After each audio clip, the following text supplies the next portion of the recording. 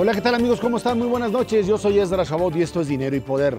La más reciente encuesta de GEA-ISA arrojó que se cierran las preferencias electorales a 8 puntos entre los candidatos presidenciales del PRI y del PAN. Enrique Peña Nieto sigue liderando con 43%, Vázquez Mota tiene 35%, López Obrador 21%, Gabriel Cuadri 1%. La aprobación presidencial se mantiene dividida 1-1, mientras que la inseguridad se confirma como el principal problema del país. En cuanto a la elección para jefe de gobierno capitalino, Miguel Ángel Mancera del PRD, PT Movimiento Ciudadano, va ahora sí que en caballo de Hacienda. Mauricio González, Macario Schettino, muy buenas noches. Ahí están los resultados de la más reciente encuesta GEA-ISA, la guerra de las encuestas, cada quien la suya. Y bueno, pues vamos a ver otra vez en esta discusión sobre cómo se manejan los resultados, las imágenes, las fotografías del momento y la justificación durante todo el proceso de cómo estos números se van moviendo. Así es, Ezra, quizá vale la pena aclarar un pequeño detalle técnico. En realidad esto que vamos a observar eso es el resultado de 2 encuestas de opinión, una realizada a nivel nacional y otra realizada específicamente en el DF para poder medir mejor las preferencias electorales.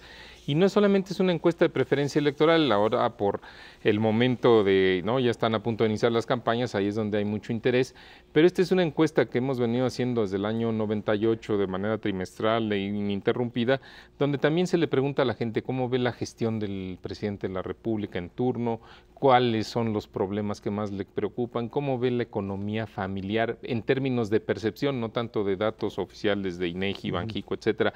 Y miren, en la primera gráfica creo que podríamos empezar con el tema de aprobación presidencial y ahí pues lo que ha sucedido en esta gráfica donde aparecen estos muñequitos color rosa y color azul, hay prácticamente uno de cada 2 personas, 47% que aprueba la gestión presidencial, por 49% que no la aprueba. O sea, es una relación de 1-1. Lo que hemos observado es que ha venido descendiendo el porcentaje de aprobación y por el contrario el porcentaje de desaprobación en el transcurso de los últimos trimestres pues ha venido creciendo ligeramente. Esto yo te diría es un desgaste normal de todo gobierno, pero la brecha se acorta si comparamos con la gestión que en su momento tuvo el expresidente Fox. Vemos que quizás hay un deterioro de aprobación en esta ocasión respecto al presidente Calderón. Macario, el tema económico es un tema fundamental. Hemos visto discusiones entre priistas, panistas y perredistas sobre el tema de la pobreza, economía. La percepción económica de la gente, sin duda alguna, o sea, de su situación económica, es algo que definirá también las campañas, ¿no? Sí, sin lugar a dudas, y la economía, pues aunque no estamos creciendo a grandes velocidades, no nos ha estado yendo mal. Los últimos 2 años han sido de crecimiento, con baja inflación, la gente va comprando algunas cositas y esto permite que el índice que construye GEA-ISA de expectativas económicas pues tenga un claro ascenso hacia el final de la gráfica. Hay muchas rayitas, pero lo importante es la tendencia general de este indicador que muestra que en las últimas mediciones ha estado subiendo y reitero, pues esto es producto de que ya van varios trimestres con crecimiento, prácticamente 10 trimestres con crecimiento en México, con la inflación controlada, la gente se va acostumbrando y va empezando a ver las cosas un poco mejor. Algo interesante que puede esperarse de aquí a que termine el proceso de campaña y la elección presidencial es que no se percibe que tengamos alguna razón por la que pudiera haber una gran crisis en estos 4 meses, podría haber problemas a lo mejor en Europa o esto, pero para que el golpe nos llegara a nosotros yo lo veo complicado. Entonces yo creo que este índice que estaba creciendo de economía va a seguirlo haciendo en las siguientes mediciones, me imagino que al menos hasta julio. Entonces, si alguien esperaba que la economía le cobrara al gobierno de Calderón, como ocurrió en 2009, en 2012 no parece que vaya a ser así. El otro punto es el tema de inseguridad. El tema de inseguridad es cuando le preguntamos a la gente cuáles son los problemas principales, ¿no?, en su opinión, pues destaca en esta gráfica que va a aparecer en unos momentos en su pantalla, que el tema de la seguridad es el principal problema. 1 de cada 2 mexicanos, o sea 50% como aparece ahí en la línea azul hasta arriba. Opina que es el problema a resolver en nuestro país. Y esto no solamente a nivel nacional, que es lo que aparece en la gráfica, sino también cuando le preguntamos a los entrevistados sobre el problema principal en su localidad, o sea, donde viven, el entorno más cercano donde vive, y pues también la respuesta es el asunto de la seguridad. Aquí, a diferencia quizá de lo que mencionaba Macario con el tema económico, lo que vemos es que en las campañas pues va a ser difícil que los candidatos se pronuncien por esto, por lo menos lo que hemos visto, los esbozos de solución que están dando los diferentes candidatos presidenciales al tema de seguridad son muy pobres y es un tema muy espinoso, entonces aquí va a estar muy interesante ver qué es lo que plantean frente a lo que la ciudadanía considera que es la bronca número uno del país. Ahora, aquí también en materia de seguridad ocurre algo similar a lo que pasa en economía, pero menos marcado, porque no nos ha ido muy bien en asuntos de seguridad, pero tampoco nos ha ido muy mal.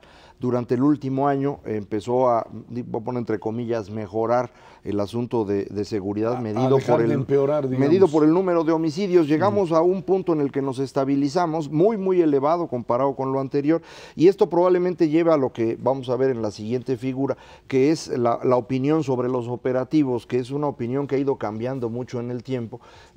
Aquí estamos viendo las mediciones más cercanas desde fines de 2010, que es el punto más alto de violencia que vivimos en México, en donde la inmensa mayoría, casi 2-1, pensaban que la estrategia era incorrecta, y hoy pues prácticamente están empatados, es decir, ha ido cambiando la opinión. Esto no significa que la gente esté contenta con la situación de violencia en México y pues así debe ser, es una situación verdaderamente complicada, pero lo ocurrido durante el último año, esta estabilización en un nivel muy elevado de violencia, va permitiendo que vaya cambiando un poquito la percepción, y esto lleva a una situación extraña, tanto en economía las cosas mejoran mucho, en seguridad mejoran menos, y estos son los dos grandes temas de la población.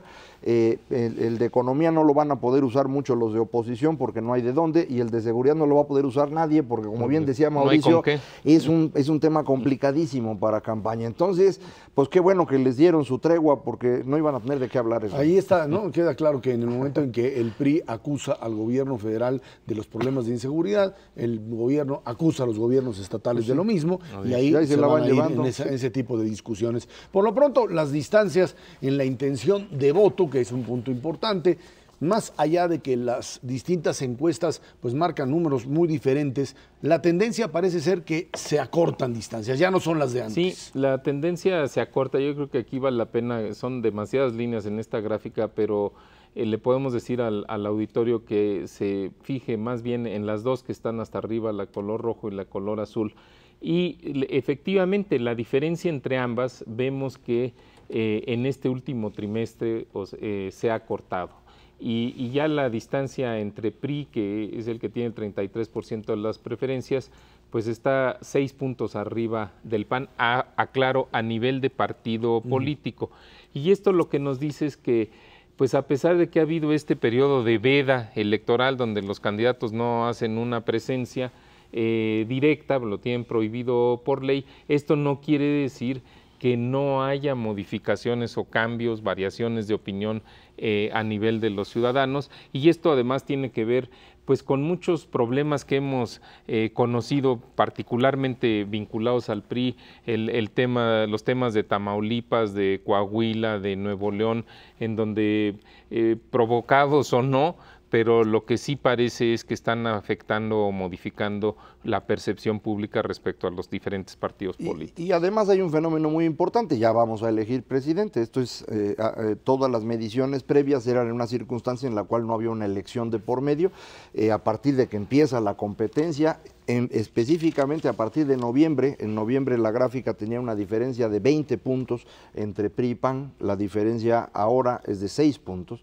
entonces se ha reducido a una tercera parte esa gran diferencia que había entre partidos políticos, porque empieza a haber candidatos y empieza a haber una discusión pues ya en serio por la elección. Ahora, cuando aparecen ya los nombres de los candidatos, el asunto, pues ahí es donde empiezan, creo que, diferencias importantes también entre las distintas empresas encuestadoras. GEA-ISA tiene estos números que ahora vemos, que pues aparecen con Vázquez Mota con 35, Peña Nieto con 43 y López Obrador con 21, Cuadri con un 1%, una diferencia de 8 unidades. Esto cuando ya se asignan indecisos, y cuando no se asignan indecisos estaríamos hablando de una diferencia de 7%, ¿no? Así es, y esto creo que ha llamado la atención, sin duda es algo que a nosotros mismos, ¿no? En este tipo de mediciones, pues sí hubo un cambio importante respecto al ejercicio anterior que hicimos en el mes de noviembre del año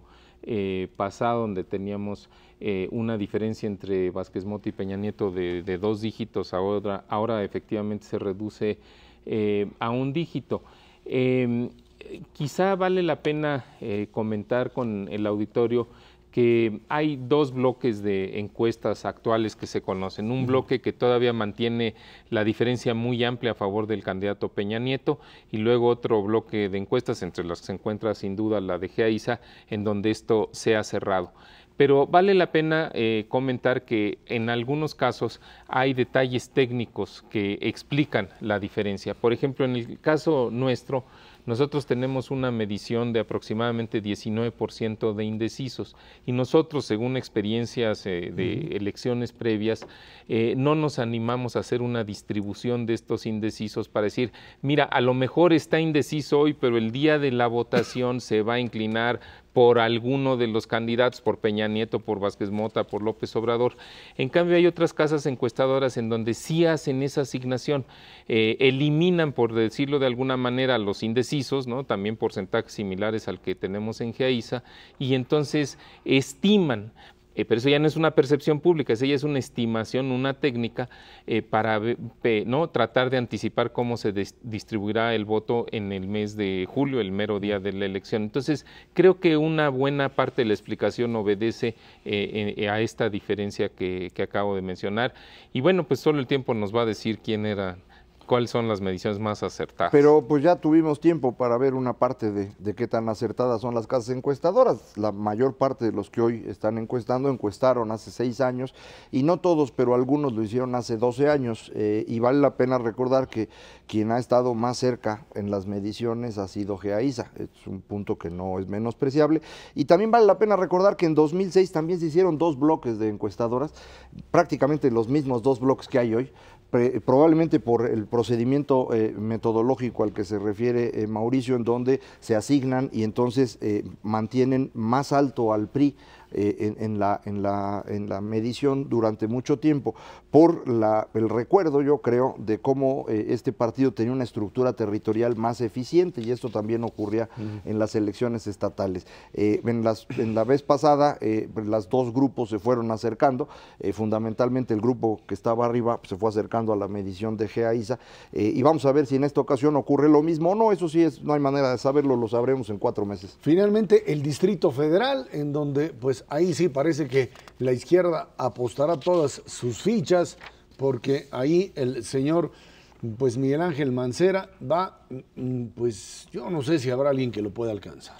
Así es, aquí lo que vemos es en la barra amarilla el mes de febrero un 44% de preferencia electoral entre los entrevistados a favor de Miguel Ángel Mancera, contra 21% de Beatriz Paredes, o sea, 23 puntos de ventaja, y 14% de Isabel Miranda. Todavía no comienzan las campañas, pero lo que sí es muy claro es que esta ventaja, pues sí, parece muy difícil de remontar. Y considerando que Miguel Ángel Mancera pues representa al partido que está en el poder en este momento, pues eso le da también pues una posición en la cual puede aprovechar las virtudes o defectos que le puedan cargar a Marcelo Ebrard, pero a mí me parece que sí, ya es una diferencia muy significativa. En todo caso, algo que también mencionábamos en otras ocasiones es que pues el PRD, toda la alianza como tal, podría optar por meterle incluso recursos económicos a aquellos candidatos que tuviesen la posibilidad real de llegar al poder. Si López Obrador no consigue, como creo que hay una sola encuesta que lo dice, establecer una posibilidad real de manejarse en un segundo lugar, pues su gran apuesta seguirá siendo el Distrito Federal, el lugar en donde tratarán al menos de ganar no solo la jefatura de gobierno, que parece por lo pronto pues, prácticamente asegurada, sino la mayoría, o si no es que todas las delegaciones y la mayoría en la Asamblea Legislativa, ¿no? Así es, y aquí, aunque todavía no tenemos mediciones o percepción de opinión pública al respecto, es muy probable que de mantenerse esta ventaja importante del candidato del PRD, de Miguel Ángel Mancera, eso pueda hacer un efecto como de sifón, o sea, de jalar a favor de algunos de los candidatos en las delegaciones, siempre que tengan el reconocimiento. Siempre hemos dicho, y está clarísimo en las mediciones de opinión pública, para que tú puedas ser exitoso como candidato en una elección, la gente te tiene que conocer, pero también tiene que hablar bien de ti. Y si no cumples con eso, pues no hay magia que ayude. Si Andrés Manuel no logra subir, va a perder no solo la elección, sino va a perder el control del partido. Eso también es una cosa muy clara. Vámonos a una pausa, de regreso platicamos el G20, la reunión en Los Cabos el próximo mes de junio. Esto es Dinero y Poder. En noviembre pasado, México asumió la presidencia del Grupo de los 20, el G20, por un año, convirtiéndose en el primer país latinoamericano en presidir este selecto club de los países emergentes y desarrollados, dicen, más poderosos del planeta. La agenda de México está sustentada en 3 áreas prioritarias: programa de aprendizaje recíproco entre países con distintos niveles de inclusión financiera, promoción de una educación también financiera, en el desarrollo de directrices en materia de protección a consumidores de productos y servicios financieros. Para hablar de este tema, nos acompaña aquí en el estudio de Dinero y Poder Gerardo Rodríguez Regordoza, subsecretario de Hacienda. Buenas noches, Gerardo, muchas gracias por estar aquí con nosotros. Al contrario, gracias por la invitación. Esta responsabilidad de México frente al Grupo de los 20 obliga a nuestro país a plantear lo que, pues, en esta reunión que se desarrollará en Los Cabos en unos cuantos meses, plantear una agenda que de una o de otra manera pues traiga los temas fundamentales de la economía mundial, pero también aquello que países emergentes como México demandan. Así es, Ezra. El G20 precisamente es hoy el foro económico y financiero más relevante que existe en el mundo por la gran representatividad que tiene. Por esa representatividad, siendo un foro que se inició desde 1999 a nivel de ministros de Hacienda, fue seleccionado en los peores momentos de la crisis en 2008 por los presidentes, primeros ministros, para que ellos mismos se pudieran juntar en este marco y poder discutir la coordinación de las políticas económicas que se tenían que instrumentar en ese momento. A raíz de esta decisión, tanto la política fiscal como la monetaria pudieron operar de manera coordinada alrededor del mundo, y con eso se pudo evitar el que cayéramos en una nueva Gran Depresión. Es por eso que ahora que México asume la presidencia, siendo un país emergente, pero siendo el primer latinoamericano en ser presidente del G20, se ha tratado de construir una agenda que sin duda atienda los temas sustantivos, los temas prioritarios en la agenda económica global, que tienen que ver con la estabilización de las economías en Europa en particular, los esquemas de apoyo para la deuda soberana, las decisiones en política económica que se tienen que tomar alrededor del mundo para tener un crecimiento más balanceado y sostenido. Todo eso complementado, sí, con una arista de países emergentes. Es por eso que seleccionamos el tema de inclusión financiera, educación financiera, protección a los consumidores de servicios financieros, para que complemente la agenda regulatoria del sistema financiero mundial, y con eso no solo darle una perspectiva, como ya decía, de mercados emergentes, sino poder también complementar y darle mayor estabilidad a los sistemas financieros. Hay que recordar que el origen de la crisis que tuvimos en 2008, digamos que desde 2007 y en los años anteriores, en el sector hipotecario en Estados Unidos, en buena medida obedeció a la falta de educación financiera de los consumidores, a la falta de esquemas adecuados para la protección a los usuarios de productos y servicios financieros. Es decir, no solo este concepto de la educación financiera, la inclusión, tiene una arista de mercados emergentes, sino también es válido, es un concepto aplicable para las economías desarrolladas. Si queremos tener un sistema financiero más estable, más sólido, tiene que ser un sistema financiero más incluyente, pero tiene que tener actores, a consumidores más educados y mejor protegidos por la autoridad.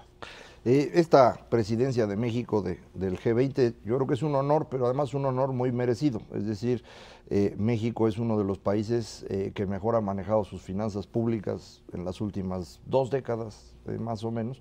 Y dentro de América Latina, pues indudablemente no hay comparación con los otros dos, que no se vayan a enojar, pero no hay comparación. Entonces, qué bueno que es aquí. Este G20 yo no creo que tenga mucha utilidad práctica, la verdad, porque son grupos ya muy grandes de países donde es muy difícil lograr algo, pero esta idea de educación financiera a mí me parece que independientemente que el G20 la promueva, sí sería de la mayor importancia que nosotros aquí en México hagamos un esfuerzo mucho mayor. Los últimos 2, 3 años ha habido esfuerzos. ¿No valdría la pena que desde secundaria dedicáramos un ratito de los jóvenes a que estudiaran cómo manejar sus recursos? Le podemos quitar un montón de cosas inútiles que les enseñan en secundaria o incluso desde primaria y enseñarles esto que es verdaderamente valioso, la decisión sobre cómo manejar los recursos, por poquitos que sean, transforma ese poquito en mucho dinero si uno lo sabe administrar. ¿Por qué no promover esto con no sé si con el Congreso o quien sea, para meterlo como parte del plan de estudios en la SEP? Sin duda, Macario, comentas varios temas al mismo tiempo. El G20 es un foro complejo, ¿no? Y poner de acuerdo a 20 economías y resolver por consenso no es fácil. El G20, sin embargo, es lo mejor que tenemos para coordinar las políticas y por eso hay que cuidarlo. Y cuidarlo implica el hacer una agenda, digamos, bien planteada, bien focalizada. El cuidarlo implica el comprometerse y el buscar los acuerdos, y con ese ánimo es con el que México ha abordado este gran reto que es el asumir la presidencia del propio G20.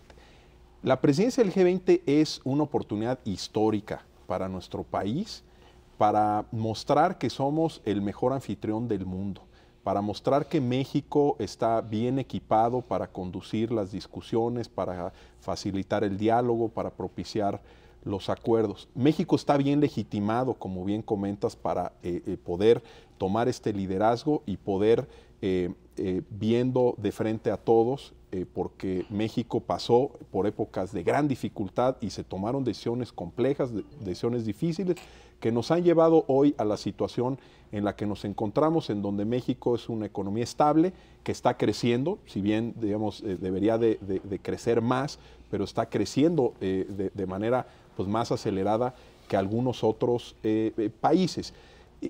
Por eso el G20 pues, es una gran oportunidad, es una gran plataforma para mostrar una cara distinta de la que se puede ver a través de los medios, especialmente de habla inglesa, que han enfatizado algunos aspectos negativos. México tiene el reconocimiento internacional en toda esta materia y como tal estamos pues ya trabajando en acuerdos concretos que podamos llevar a la cumbre de Los Cabos. En materia de inclusión y educación financiera en particular, no podemos pensar en una agenda efectiva en materia de educación financiera si no se incorporan los conceptos a los libros de texto. Sí. Y no es un tema de secundaria, es un tema desde primaria. Afortunadamente ya se estableció en la prueba de PISA una agenda que en 2015 van a evaluar por primera vez algunos conceptos de educación financiera. Y por ende ya estamos trabajando aquí internamente a través del Comité de Educación Financiera que creamos. Hemos empezado a trabajar con la Secretaría de Educación Pública para que en la revisión de los planes escolares se pueda establecer de cara a esa evaluación de 2015 en PISA una agenda de contenidos para que en los libros de texto podamos tener los elementos básicos. Perfecto. Gerardo, no quiero menospreciar ni restarle importancia a estos temas de la agenda del G20 que acabas de mencionar, la inclusión financiera, la educación, la protección a los consumidores de usuarios de servicios financieros y demás. Pero a mí me parece que los problemas que tenemos todavía a nivel mundial no se han resuelto y los problemas financieros, los problemas de sobreendeudamiento, y eso puede poner en riesgo la estabilidad financiera internacional. La Unión Europea ha hecho esfuerzos, pero no podríamos decir que tiene una solución armada. En Estados Unidos como que dejaron estacionado el problema de su déficit público excesivo. Y México me parece que tiene muchísimo que enseñarle a los países, a estos países poderosos, a estos países que ahora están teniendo problemas de sobreendeudamiento que nosotros tuvimos en los 80s y en los 90s y que nos costó mucho trabajo resolver, pero finalmente lo hicimos. No, ¿quién definió esta agenda? O no es, digamos, darle un poco la vuelta a los temas que están captando la atención de los círculos financieros internacionales. E insisto, no porque los temas que tiene la agenda del G20 no sean malos, no, al contrario, son buenísimos, pero como que parecen desplazar un poco la oportunidad de discutir y de que muchos de estos países avanzados aprendan de lo que nosotros y otros países han hecho. Así es. La agenda completa de México en la parte del G20 es una agenda mucho más amplia. Esta parte de inclusión financiera, educación financiera y protección a los consumidores es un complemento de una de las prioridades en materia regulatoria. El presidente Calderón estableció 5 prioridades principales. La primera, estabilización y crecimiento económico a partir de reformas estructurales. La segunda tiene que ver con una mejora, un fortalecimiento de la arquitectura financiera internacional en un mundo cada vez más interconectado. En la tercera prioridad es donde está metida la agenda de inclusión financiera junto con la regulación financiera. Tenemos una cuarta que tiene que ver con el funcionamiento de los mercados de materias primas y la quinta con temas de desarrollo sustentable, crecimiento verde y financiamiento al cambio climático. Es necesario, sin duda, el abordar, y yo diría casi en este orden de las 5 prioridades, los temas para poder contribuir a un ambiente mucho más caracterizado por la certidumbre y la confianza que realmente se ha perdido. Y para poder lograr esto necesitamos utilizar el propio foro del G20 y las instituciones multilaterales para ayudarle a Europa a que puedan importar esa confianza que se ha perdido. Una vez que se pierde la confianza, el restituirla se vuelve muy complicado. Las reformas que están haciendo, no solo a nivel de la Unión Europea con modificaciones al tratado, sino también los países en lo individual, Italia, España, sin duda, Irlanda, con cambios que no habían podido hacer en años en materia pensionaria, en materia fiscal, en materia laboral, en algunos mercados de factores y de productos que se requieren para darle mayor flexibilidad a esas economías. Todo eso no está pudiendo surtir todo el efecto positivo en sus variables financieras por esta pérdida de confianza. Es a través del multilateralismo, a través de la cooperación internacional, a través de la que se va a poder crear estas barreras de fuego que se les ha denominado para permitir que todos estos cambios estructurales, que son los únicos que les van a dar viabilidad a sus finanzas públicas en el mediano plazo, puedan surtir todo el efecto deseado en sus variables financieras y con eso que puedan tener un entorno mucho más estable hacia adelante. Es el G20 donde se están discutiendo todos estos temas en ese orden de prioridad y dentro de todo esto la agenda de inclusión y educación y protección a los consumidores creemos que es un buen complemento. Ahora, finalmente aquí la discusión será en cómo reordenar, es cierto, finanzas internacionales por un lado, pero por otro lado generar crecimiento. Les podemos dar al mundo lecciones de, como decía Macario, Mauricio, en el sentido de pues macroeconomía bien equilibrada, pero en crecimiento económico ahí tenemos que aprender, ¿no? Sin duda que cuando uno piensa en los retos de mediano plazo de la economía mexicana, los temas que tienen que ver con cómo acelerar el ritmo de crecimiento potencial de nuestra economía, ese es sin duda, digamos, la prioridad en la agenda económica hacia adelante. No podemos pensar, sin embargo, en esa agenda si no tenemos una base sólida de estabilidad, de responsabilidad y de confianza. Ha costado muchísimos años construirla y yo creo que todos tenemos que estar orgullosos de eso. Ha sido una inversión pues, de muchos años y de mucho esfuerzo. Cuando uno piensa hacia adelante, sin embargo, la única forma de detonar mayor crecimiento es con mayor inversión. Y la mayor inversión pues, la hace predominantemente el sector privado. El gobierno tiene que generar estas condiciones de estabilidad donde el sector privado pueda planear, arriesgar, invertir, generar empleo, generar productividad, tener crecimiento económico. Para lograr eso, tenemos que tener más oportunidades de inversión, necesitamos más flexibilidad en nuestros propios mercados de factores y de productos. ¿Cómo lograr eso? Bueno, pues necesitamos ir desatorando el potencial que existe en distintos sectores que hoy tienen algún tipo de restricción para la inversión, llámese por restricciones constitucionales en el sector energético, por restricciones estructurales en el campo, por poder monopólico en distintas industrias. En la medida en que no rompamos eso, no vamos a poder tener esas oportunidades de inversión que son las que generan productividad y crecimiento. Yo creo que la agenda está ahí claramente establecida, pero se necesita, pues digamos, de que las condiciones políticas se puedan dar para avanzar en esa dirección. Gerardo Rodríguez Regordoza, subsecretario de Hacienda, muchísimas gracias por estar aquí con nosotros. Muchas gracias a ustedes. Vámonos a una pausa, esto es Dinero y Poder. El Centro de Investigación para el Desarrollo, el CIDAC, realizó un estudio que identifica los 8 delitos del fuero común que impactan la percepción de inseguridad de los ciudadanos. A través del estudio 8 delitos, primero índice delictivo CIDAC, el centro obtuvo un mapa que permite conocer el grado de afectación de los delitos en cada entidad del país. Para hablar de este problema nos acompaña en el estudio de Dinero y Poder Verónica Vaz, directora general del CIDAC. Verónica, muchas gracias por estar aquí con nosotros. Muchas gracias, Ezra, por la invitación. Al contrario, 8 delitos, ¿cómo los ubican? Bueno, primero, creo que lo más importante es decir que CIDAC crea un modelo que es capaz de determinar cuáles son esos 8 delitos. ¿Por qué? Porque estamos todos de acuerdo en que México está viviendo una de las crisis de violencia más importantes. Y entonces el Estado tiene que priorizar, pero la pregunta es ¿por dónde empezar?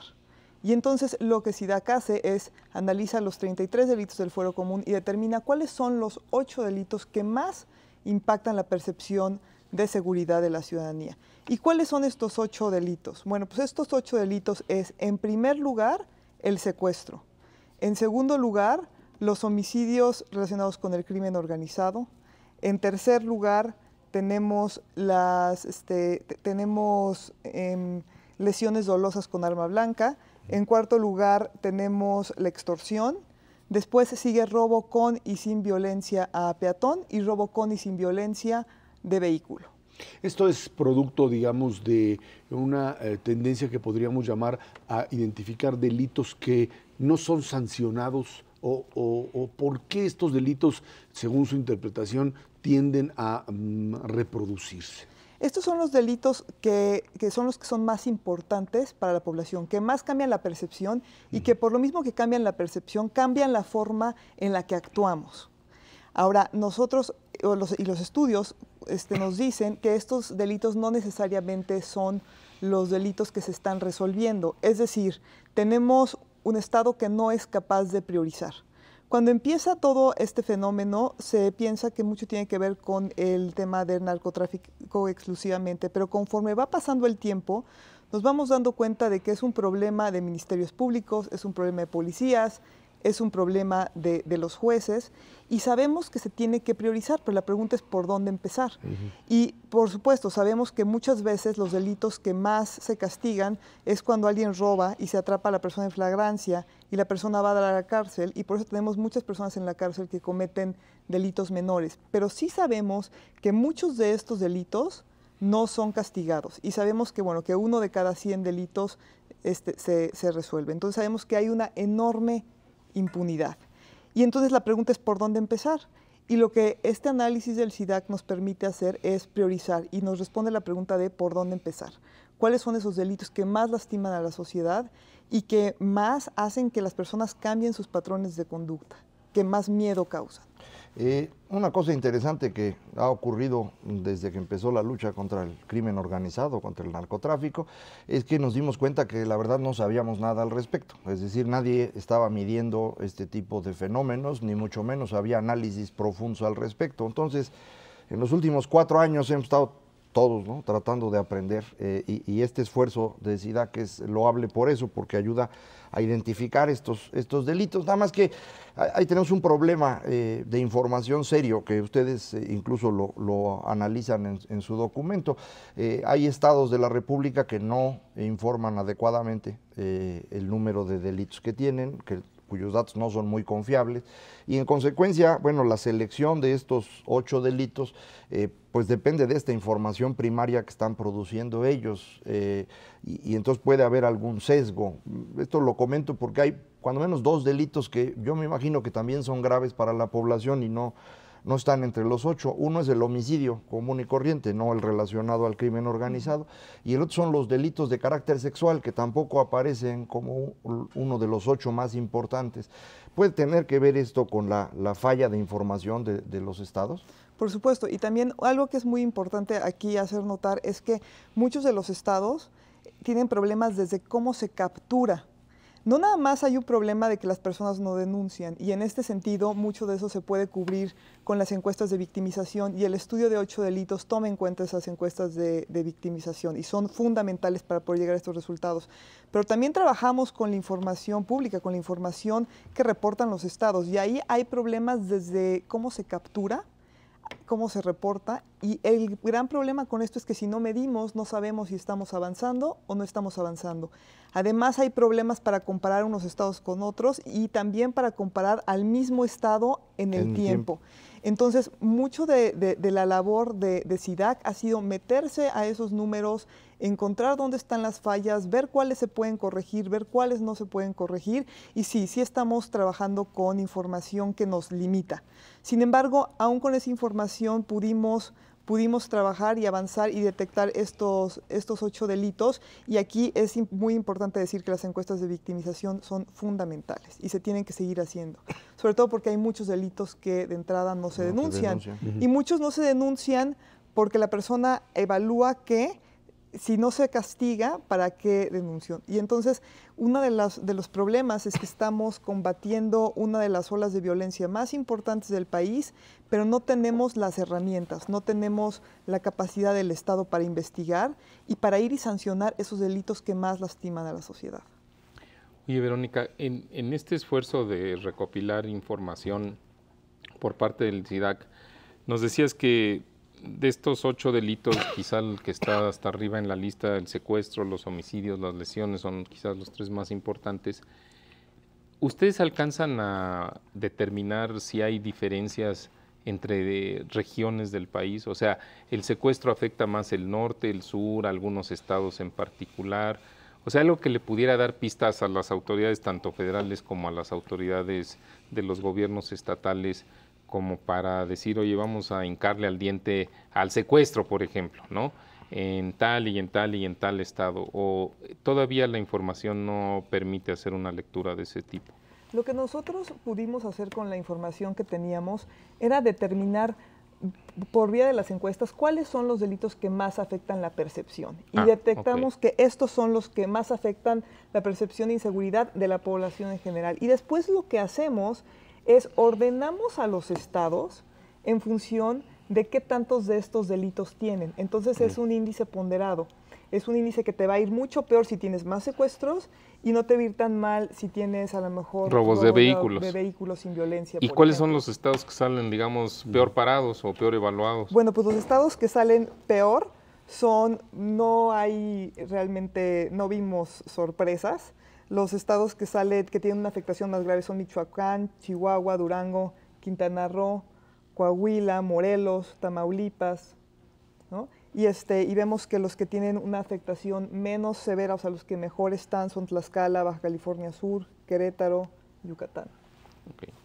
Al respecto, los 8 delitos, aunque están 8 para que se vea la información completa, en realidad el mayor peso lo están dando en el índice que construyen al secuestro. 59% del índice es el secuestro, y homicidios relacionados al crimen organizado y delitos con arma blanca representan cada uno un poquito más de 10%, pero el núcleo es secuestro, es decir, si se atacara el secuestro, nos llevaríamos el 60% de la percepción de delincuencia que hay en México, de inseguridad.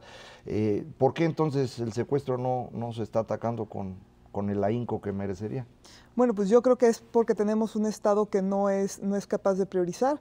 Mucho de esto tiene que ver con la forma en la que funciona el Ministerio Público, mucho de esto tiene que ver con la forma en la que se está empezando a implementar la la reforma penal. Tenemos un sistema que está rebasado y es muy importante que empecemos a tener un Estado que pueda darle más importancia a un secuestro que a un robo de celular, pero hoy no queda claro que los estados tengan que las procuradoras tengan esta capacidad para poder priorizar. Entonces, muchas veces, incluso si tú tienes algunos delitos menores, pero llega después alguien que tiene un caso de secuestro, no va a ser atendido antes. Ay, espérese. Ahora, esto es un tema muy interesante el que tocas, Macario, porque lo que esto implica es que la sociedad tendría entonces que estar dispuesta a que a lo mejor llegas y dices, me robaron mi bolsa, y te digan, no te vamos a poder atender, porque hay recursos limitados y ahorita tenemos casos que son más graves y que requieren nuestra atención, y eso requeriría un cambio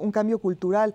Otro cambio cultural también sería entender a lo mejor que hay delitos que no ameritan cárcel, que se pueden resolver entre particulares y que puede haber vías alternas para resolver esos, y que no tengamos a personas en la cárcel que están ahí porque no pueden pagar una fianza menor, por ejemplo. E incluso a nivel federal, un dato interesante es si secuestro vale 60% y muertes relacionadas al crimen organizado 16%, pues entonces 4 veces más importante resolver el asunto de secuestro que seguir persiguiendo cárteles.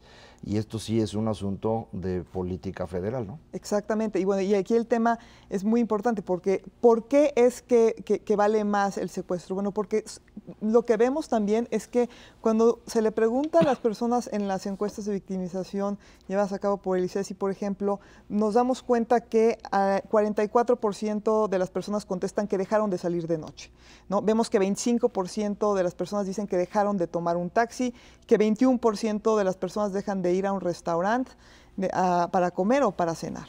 Incluso hay personas que dicen que dejaron de ir al estadio, siendo que ir al estadio era una actividad muy familiar.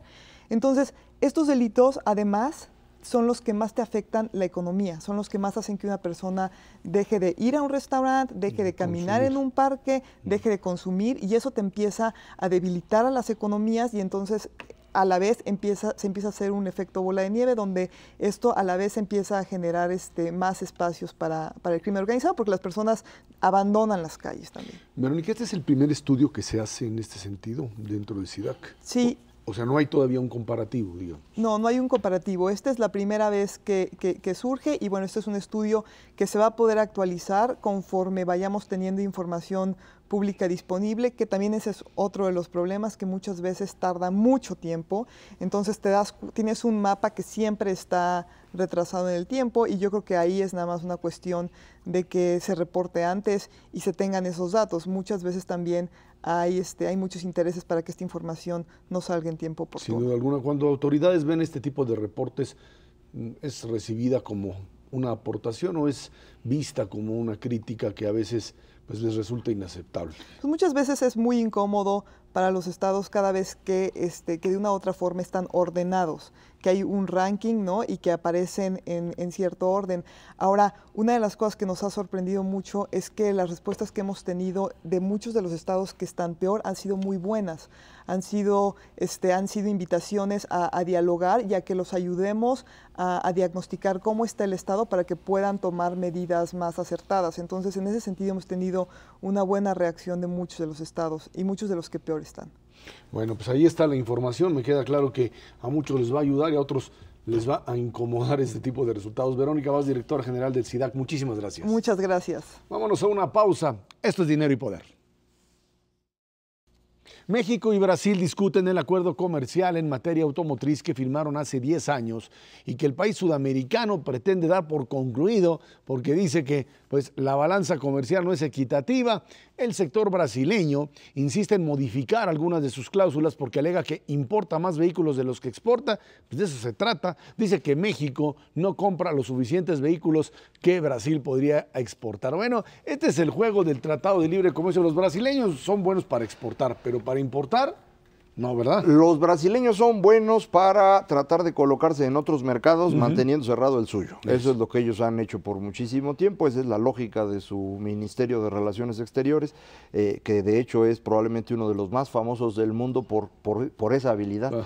Y entonces, bueno, pues nos la quieren aplicar ahora a nosotros. Yo creo que primero no le están entendiendo bien a cuáles son las ventajas económicas del comercio. Ese es el primer problema. Eso ya es un problema, pues, teórico, digamos. Y el otro asunto importante es que, pues, si quieren que Brasil y México puedan competir hacia adelante, mientras más rápido abramos nuestra relación va a ser mejor para ambos. Brasil tampoco está en una situación extraordinaria. Es muy famoso porque le ha ido muy bien y porque el señor Lula fue un extraordinario líder en el sentido motivacional y de venta, pero no tienen una estructura económica, en mi opinión, que les pueda permitir darse lujos como andarle cerrando las fronteras a los demás. Entonces yo no creo que ganen con esto, pero pues otra vez es una creencia muy común en América Latina, que lo que hay que hacer es exportar porque importar empobrece. Eso ya hace 200 años que sabemos que no es cierto, pero pues y además no lo han escrito en portugués. La balanza comercial se empieza a afectar apenas en el último semestre del año, si no es que todavía menos, y parecería ser que es el único indicador que dice que México ahora tiene una balanza superavitaria, algo que, bueno, ahí está la respuesta de los brasileños.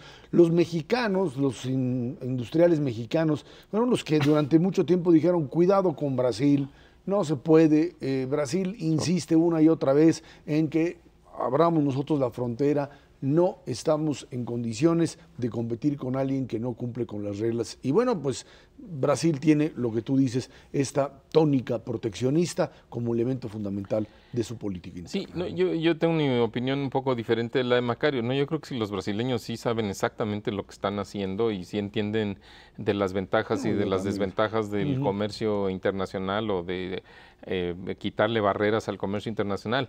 Lo que tiene es un problema político severo, porque lo que sucede es que la economía brasileña ha perdido competitividad ya desde hace varios meses, su moneda está muy fuerte, sus salarios han crecido exageradamente y entonces no son competitivos. Ellos saben que si se abren al comercio internacional, los consumidores brasileños salen beneficiados, eso sí es muy claro, pero también los productores brasileños salen perjudicados y como los productores brasileños son los que están mejor organizados políticamente, pues lo que quiere el gobierno de Brasil es evitar una bronca. Y eso a nosotros, digo, eso sería, digamos, válido, ¿no? Independientemente de si es bueno o malo para Brasil, sin duda es válido y explica por qué están actuando de esa manera, pero para nosotros puede tener consecuencias negativas, porque efectivamente México hasta hace unos años tenía un déficit comercial con Brasil.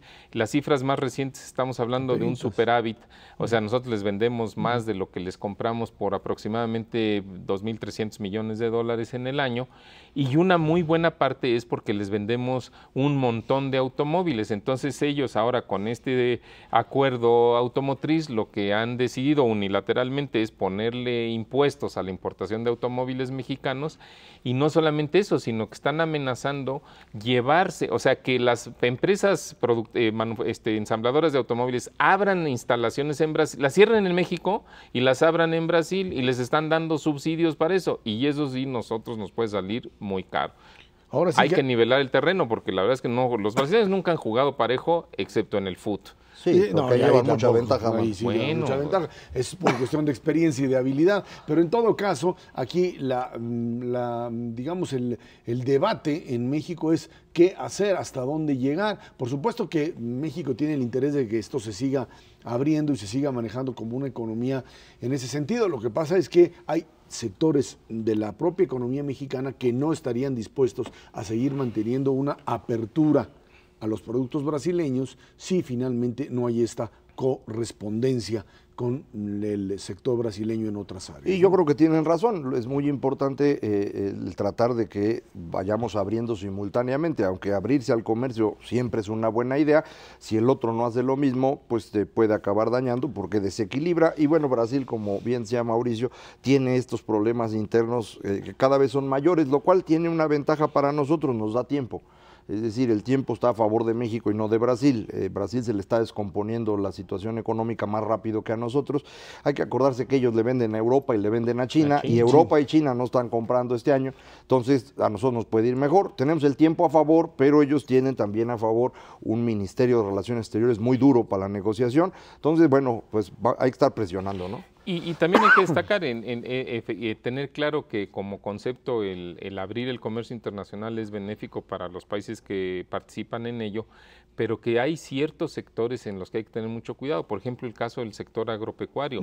En Brasil la producción agropecuaria es una producción muy eficiente, sí, pero en parte es porque está muy ayudada por subsidios y en otras cuestiones por factores climáticos. Los subsidios los puedes administrar, el clima no. Entonces ahí hay que tener cuidado porque si abrimos la economía nada más así, sí, nos puede salir muy caro en México. Y también el factor de la tierra. En Brasil también tú puedes tener haciendas de tamaño monumental y esto te hace muy eficiente en la producción. Nosotros ahí no vamos a poder competir, es un país muy grande y con varias ventajas de recursos naturales. Ahora tienen la desventaja de manejar lo que sería una dependencia en su producción hacia China, un país que dejó de crecer lo que crecía anteriormente, y a ver hasta dónde esto afecta. Bueno, está creciendo al 7, o sea, si Brasil le sigue vendiendo, lo que pasa es que no es lo mismo cuando crecía al 10, ¿no? Bueno, pues ahí está, a ver hasta dónde Brasil tiene capacidad de, pues, contener el golpe directo que viene desde China. Muchísimas gracias, Mauricio González, Macario Schettino.